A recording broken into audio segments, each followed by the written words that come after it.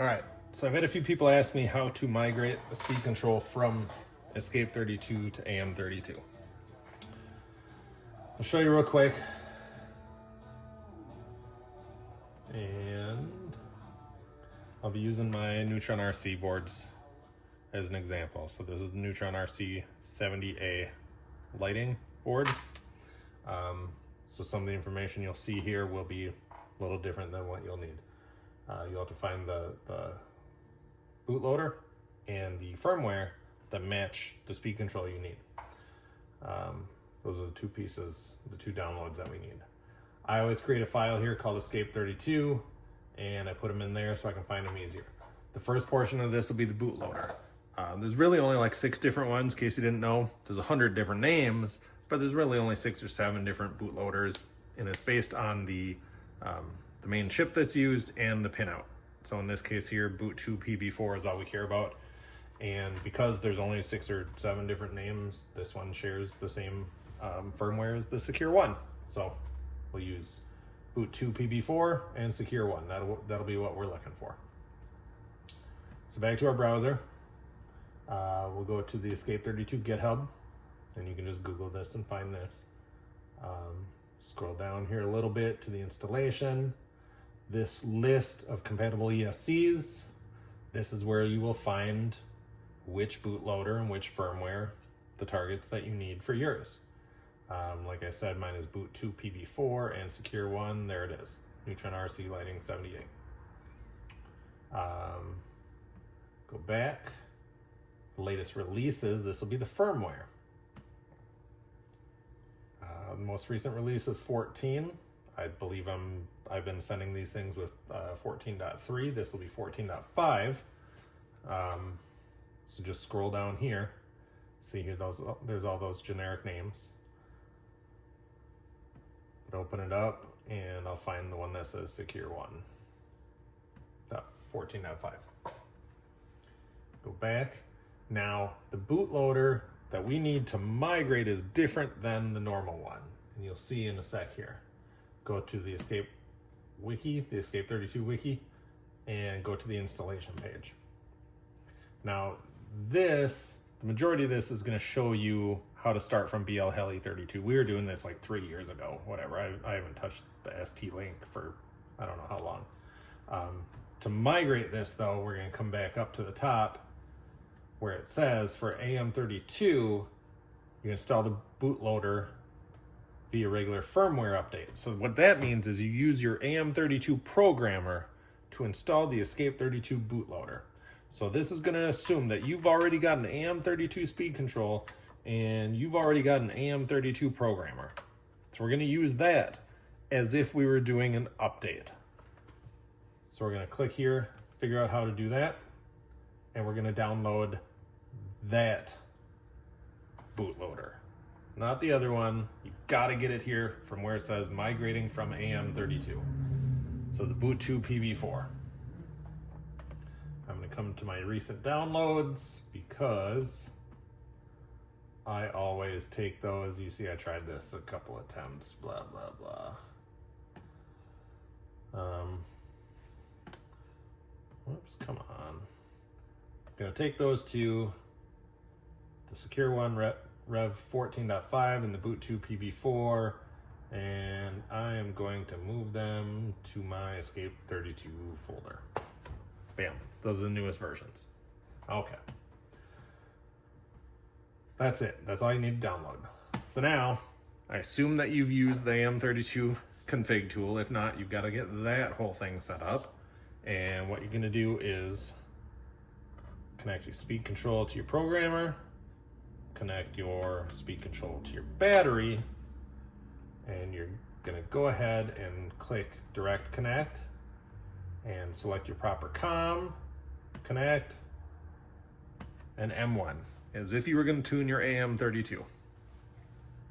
We're actually gonna use the flash tab, which is normally used to update AM32.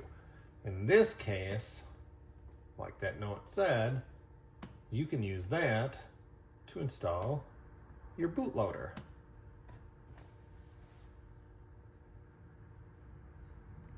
So what we're doing is flashing the ESCape32 bootloader as though it's an AM32 update.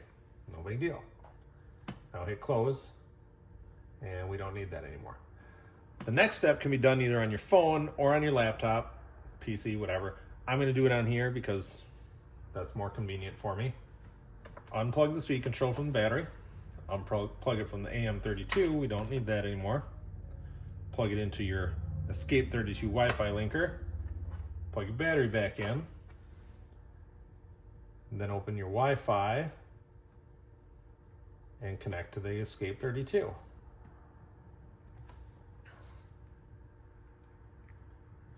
So there's nothing on the menu here because we don't have the firmware on it yet. We've only got the bootloader. Bootloader allows us to see this. We're going to come up to firmware.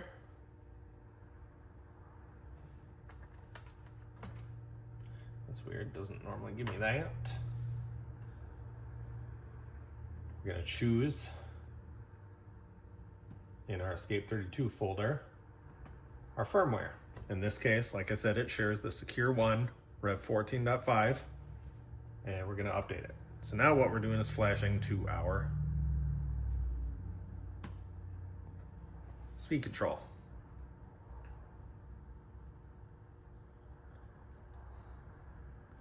Now we've got firmware on there. What you're not seeing out of view here is me grabbing 3-pin wire. This goes up to a Revolver 380 motor. Actually, it's a deluxe dumpy, and I've just got an airplane propeller on it just for testing, just for load.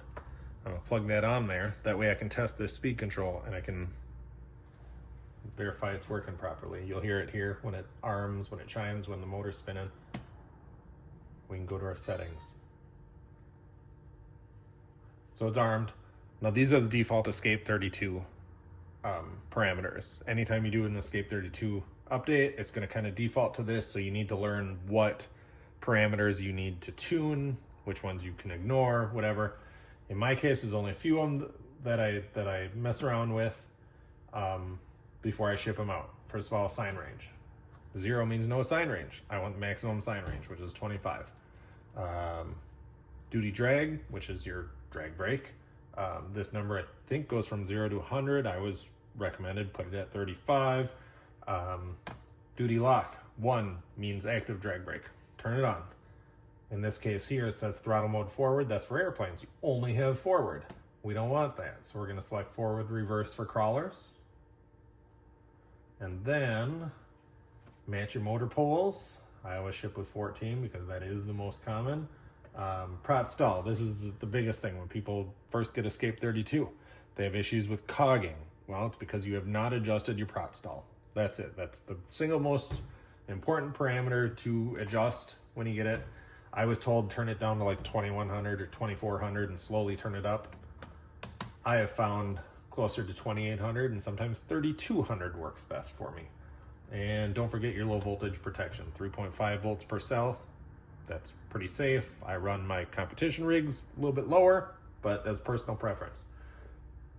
One thing to note, the adjustable BEC voltage here is not compatible with any speed control other than the true ESCape32 speed controls from Arseny. I believe there's just 2 of them, maybe 3. You can adjust that all you want. It's not going to do anything. This speed control has a fixed 8.4 volt output. Regardless of what I do here, it's not going to do that. My BEC is a separate board. It's not even part of the speed control board. It's stacked on the speed control board. So it doesn't do anything. Anyway, once you adjust your parameters there, you can hit save. And since I'm connected to a motor, I can actually test it from right here. If this were on my phone, I've got the same slider. You got to turn it up and down to arm, similar how you do like most cheap model aircraft. You got a slider here. So I can test it to make sure it works. A lot of times what I do is unplug my battery from the programmer, or from the speed control, unplug the programmer. I've got one of these servo testers. Plug it in my battery. You'll hear it arm, And I can test 2 directions, forward, reverse, neutral's right in the center, everything is working right. So that's how you do the update. If you have any questions, let me know, and I'll try to help you out as best I can. Thank you.